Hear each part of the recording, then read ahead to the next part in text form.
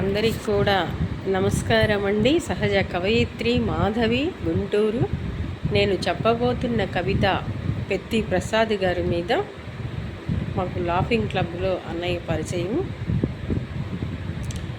గుంటూరులో పుట్టి గొప్పలకు పోని గొప్ప భావాలు ఉన్న ప్రశాంతతకు ప్రతిరూపమైన ప్రసాద్ అన్నయ్య ఎంత ఎదిగినా ఒదిగి ఉంటాడు.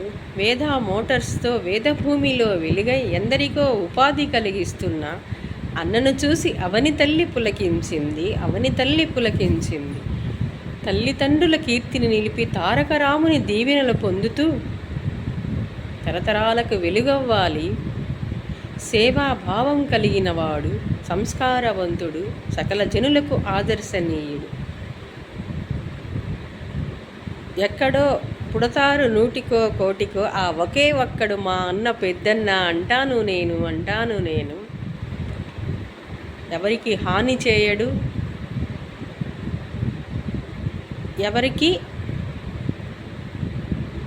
ఎవరిని నొప్పించడు. అందుకే అన్న 10 కాలాలు పదిలంగా ప్రజాసేవకుడిగా చల్లగా ఉండాలని ఆ చల్లని చంద్రుని ఆశీస్సులతో వేద మోటార్స్ అధినేత వేదభూమిలో వెలుగవ్వాలని కోరుకుంటుంది మీ చెల్లి మాధవి, సహజ కవయిత్రి, గుంటూరు. ఇది ఇలానే స్పాట్లో నేను ఎంతోమంది మీద వ్రాసానండి. కానీ అన్నయ్య ఏంటంటే తను కొన్ని సేవా కార్యక్రమాలు కూడా చేస్తుంటారు. అదే మన ఎన్టీఆర్ స్టేడియానికి కూడా అన్నగారి బొమ్మ ఒక 50,000 పెట్టి తను బోర్డు కూడా చేయించి పెట్టడం జరిగింది అక్కడ. ఇంకా తెలియకుండా చాలా చేస్తూ ఉంటారు. వాళ్ళది వాకింగ్ది కూడా ఉంది ఒకటి, లాఫింగ్లో ఉంటారు. ఏదైనా ఒక వ్యవస్థని నడిపించాలంటే ఒక ఇండస్ట్రీలో లేకపోతే ఒక వాళ్ళ కరెంట్ వెహికల్స్ సొంతగా తయారు చేసి దాన్ని మోటార్ ఫీల్డ్ ప్రజలకు అందిస్తున్నారు అతి తక్కువ ధరలో కూడా.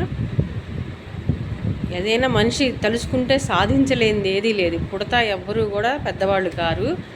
అందరూ కూడా ఎన్టీఆర్ని చూసుకోండి, ఒక చిన్న పాల వ్యాపారి ఎంత కష్టపడి కళారంగాన్ని వైభవంగా తీర్చిదిద్ది తన కళాకారుడై ఎంతమంది రాజకీయ నాయకులకు కూడా తను స్ఫూర్తిగా నిలిచాడో ఎన్టీఆర్ని చూడొచ్చు మనం.